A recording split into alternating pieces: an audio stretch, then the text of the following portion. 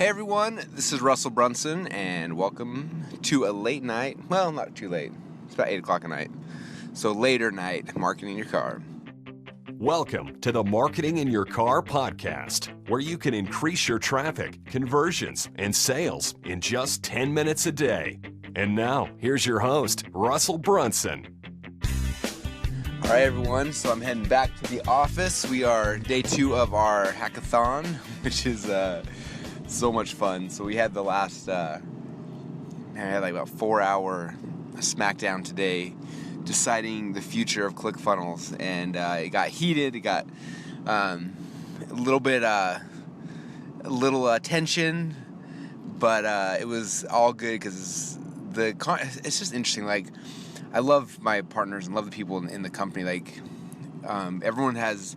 We're all definitely people who are great at what we do, and so we have strong opinions. But when all is said and done, a couple of things I think are very true. Is one is we all respect each other, insanely a ton. And number two is that we care about the customers, and that's really where the conversation keeps going to, is what is best for our customers, which is awesome. Way better than what does the board of directors want, which is, once again, another reason why we'll never do the whole VC thing on top of all the other jokes. So. But it was really good. We have some really cool directional things that we're doing, that some things make me nervous, but they're going to be huge, like game-changing type things. And so I'll share more as we keep going on. But I just wanted to kind of share that. And then I just want to talk to you about something that I think is really important that's on my mind. And it's interesting, like, I've looked at the last 12 years of me being in this business, right?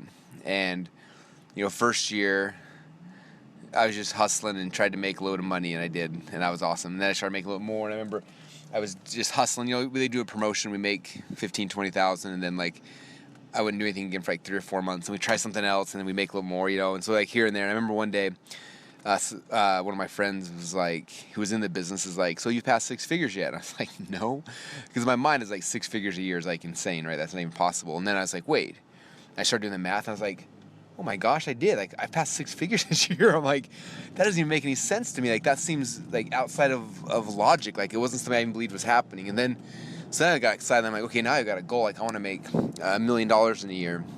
And so we went towards that goal, and it's funny because I think it took me like 3 or 4 years to cross the $1 million mark, and there's some mental barrier. Like, I missed it by like a few $10,000 like 2 or 3 years in a row. Like, I just remember I was like, why can I not break the $1 million mark in a year? Like, it just seemed so impossible for some reason, and I couldn't figure it out. And after I did finally break the $1 million mark, then it was like that mental barrier was gone. I shot to the next level, and we got to the point where I think my best year, we did 8.9 million in the calendar year. I think we did 10 if you looked at, from a start date, like a 365-day start date from the peaks.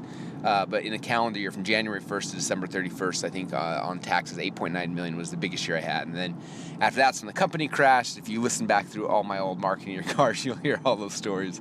So that's not for today. And then we restarted and we started growing again, and we got stuck at like $3 million a year for like 5 years, and we're like stuck. And we tried focusing, which got us to $3 million. Then it was like, let's diversify, let's launch 10 companies. We launched 10 companies and we still made $3 million. Then it was just like thing after thing after thing. And then we started having a little more success when some of our other offers started going bigger, and Neurocell did well, and a couple of other offers started doing well. And so anyway, it was just, but it's still like, then I think we were hovering around like 6 million or so. And I was just like, how do we get back to 10 million without having 100 employees? Like, how's that possible? And I remember going to like marketing events, and people would be like, okay, this is the whatever guy, and this is the whatever person. And like, everyone had like their thing, and they'd be like, well, Russell, what's your thing? And I'm like, oh, like, well, we're all things marketing. We do copywriting, and we do funnels, and we do traffic, and we just kind of did everything, right? And I always thought that was like strategic advantage. Like, oh yeah, like you can go this guy to learn whatever, but we're gonna teach you the whole thing. And that was always our big thing. It's like, we want to teach everything. And just by nature of, we were good at everything, so we wanted to show everything and teach everything in this market. And that's what we did. And the problem is that we just kind of kept getting stuck and get stagnant. And I never could figure out why. And then and then the whole ClickFunnels thing came, and it wasn't something that we like even invented the conversation. Like, people were talking about funnels. We've been talking about funnels for 8 or 9 years, and I remember at the time Ryan Dice and Traffic and Conversion Summit was all about funnels, and it seemed like it was like the hot topic right when we happened to have been building this tool, and it really was a perfect storm of when we launched it and all these things, and it took off, and I wrote my book. My book wasn't ever really about funnels. Like if I was to retitle it now, I probably would have changed the title, at least the subtitle, to be more about like, this is a funnel book. But it didn't. It was just me teaching my process. But it all came down to like funnels, right? When you look at the whole process, like, it was all funnels, and people read that book, and because that came so close to ClickFunnels, people associate it as like, this is like the guidebook or the handbook for funnels, and this is the software, and that means Russell therefore is the funnel guy. But at first I didn't like that, because like, there's a lot of people teaching funnels. I'm not the funnel guy, and like, I'm the guy who does everything, and it's interesting though. But that's kind of like I had this weird pride thing that I wanted to be bigger than funnels, or I wanted to be whatever, right? But people kept kind of pigeonholing us, like, oh, you're the funnel guy, and finally after a while I started embracing it, and we started shifting things. So now, like, all of our products are being tied to that, right? Like funnel scripts, like, here's the scripts for your funnels, and we had high ticket secrets, which is your high ticket funnel, and then we had like all the other things that we have rolled out before and since, right?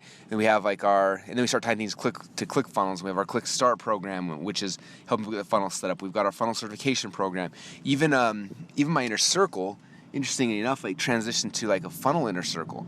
Like, someone even mentioned at last meeting, like, hey, the reason why we're in this room is because Russell's the best in the world at funnels. And I was like, how interesting is that? Like, and I really think that what took, like the big, I mean, obviously there's a lot of things that happen, but one of the biggest things for us that took us from where we're at now to, I mean, this year, I don't want to share numbers or anything, but it's going to be, I mean, 3 or 4, maybe even 5 times more than my biggest year of all time. Like, it's just kind of crazy. And I really feel like it's because we picked our thing, and that's what we're focusing on. Everything we're doing is around this one concept of funnels, and we're trying to become the best in the world at funnels. So our coaching's around funnels, our products are around funnels, the front-end offers around webinar funnels and book funnels, and like everything is tied to this conversation that we are trying to become the best in the world at.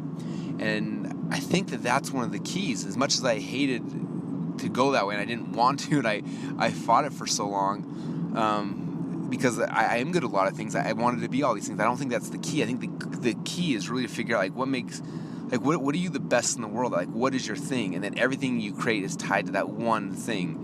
Ryan Dice just posted, I think Digital Marketer's he said it's been live 5 years now. And I was reading this post, and it was really, really cool. I really enjoyed it. But he was talking about how, like, every year their business model changed. Like, first they were this, and they were this, and they were this, and one year they were funnels, next year they were consultants, and then the next year they were whatever, and this year they're doing certifications, and it's kind of like their business keeps kind of changing. I know they're doing well, but my guess is that if they would pick a track and stick with it, and they're trying to, obviously, like, one of them is going to become the thing for them. But I mean, if you would ask people 3 years ago, like, who does funnels in the industry, like, everyone would have said Ryan Dice, but they shifted away from that. They shifted their focus to the next thing. It was the machine and email marketing, and then it was, and now it's certifications. And so I'm hoping that they find their spot. And I think I think what they're doing with certifications is unique and cool, and no one else is doing that. And we're definitely not going that direction. I think that there's like this area that they're going to carve out and just kind of own. And I hope that's the plan. I'd love to see what they can do if they execute hard on that for 3 or 4 years and just focus there. I look at us like we're focusing there on this one thing, and I start looking at, a whole bunch of things are going through my mind right now that, like, how to build a community.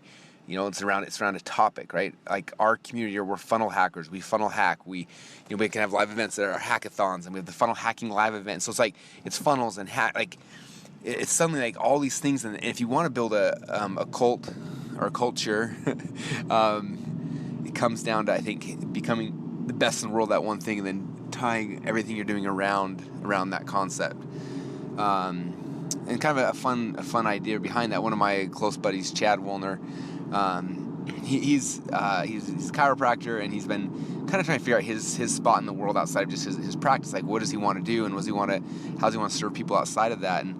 And a little while ago, he decided he wanted to help serve chiropractors and help other ones get to the point where he's gotten and really free themselves from the startup of a practice and those kind of things. And so he started a podcast, and he's doing all these things, and they're all good, and he's teaching everything, from like how he did this to this, and all these things which are broad and good. And we were at a camping trip the other day together, and I was sitting there, and I was like, would I go and pay Chad to learn how to grow my chiropractic business. And I was like, I don't know if I would. Like, not that he doesn't know his things, because he does, but I'm just like, I don't think he's the best in the world at all those things. He's teaching all those things. Like what could Chad be the best in the world at? And I was thinking, I was like, dude, like, and it's just, this isn't like the answer for everyone, but for him, I was just like, dude, you're probably the only chiropractor on earth that knows anything about funnels. You build tons of funnels. You build your own funnels, online funnels, and offline funnels, and like, I would venture to assume that you are the best in the world at chiropractic funnels right now. I was like, that should be your thing, man. Like, you should shift all your branding and everything around that one thing and make that your focus. I was like, if that was your focus, and I was a chiropractor, I would come to you in a heartbeat. Like, it wouldn't even, again, come to learn how to build a chiropractic business, because you don't have the biggest chiropractic business. So I wouldn't come to you for that. I'd go to whoever did. But you're the best in the world at chiropractic funnels. Like, I would come to you for that. And if you were to go to an event, and, you know, say there's a big event in your industry, and say, hey, I'm the chiropractic funnel dude, like, they would allow you to speak, because you are that person, right? And I was looking at the other chiro gurus, like, there's a social media one, and there's different ones, right? And each of them have like their little spot in the ecosystem. And I've always, again, like I said, I always kind of was resistant to that and fought that. But now I really think that's the key. So anyway, I just wanted to leave that while I'm driving back to the office for you guys to kind of think on, is like, what is your thing? Like, I know you're good at everything because you're amazing. So of all those things, like, where, like when someone says like, oh, so-and-so, they're the funnel dude, they're the social media dude, they're the eat fat in your butter dude, or, you know, or put butter in your coffee dude, or whatever your market is, like, what makes you unique? What makes you different, right? And don't. And it was kind of fun. Like, I was even looking at like our old products, right? We had like micro continuity, which was cool, but it was just like another random thing where now I can be like, hey, micro continuity funnels, and suddenly, again, it takes the same concept, but it wraps it in a way that's unique to me, and now it gives context. Now people care. Anyway, so just some thoughts. So hopefully I help some of you guys, and I hope you take some time to kind of carve out where in the world you fit into your ecosystem, and don't fight it because you feel like you're better than it. Own it. And I think that's how you go deep with people and your audience, and that's where you're going to see the biggest transformation. So there you go, you guys. I hope you enjoy that. And that's all I got. So I appreciate you all. Thanks for listening. Thanks for being part of this crazy community that we're trying to build. And I'll talk to you guys soon. Bye. Hey everyone, this is Russell Brunson again. I want to thank you for listening to Marketing Your Car, and I want to make sure that you're plugging into everything that we're doing on a daily basis. And so make sure that every morning you're plugging into the Marketing Your Car training. If you go to marketinginyourcar.com, you can join the email list and make sure you get email notifications when new episodes come out. And you can also get links to all the transcripts of every single show we've done in the past. But then every night, well, not every night, but most every night, I also do a Periscope show called the Marketing Quickie Show. And it's really fun. You can go to Periscope and search my name, Russell Brunson, and subscribe. And every single night you'll get a notification. It'll kind of chirp on your phone, and you'll have me jump on there and give you kind of the end of the day thoughts and ideas and marketing strategies we've been playing with during the day. And maybe even or you should go to marketingquickieshow.com, and over there you can subscribe, you can see past episodes, you can read the transcripts, and you can have a bunch of fun. So thanks so much for being faithful listeners. Again, register at marketinginyourcar.com and also marketingquickieshow.com.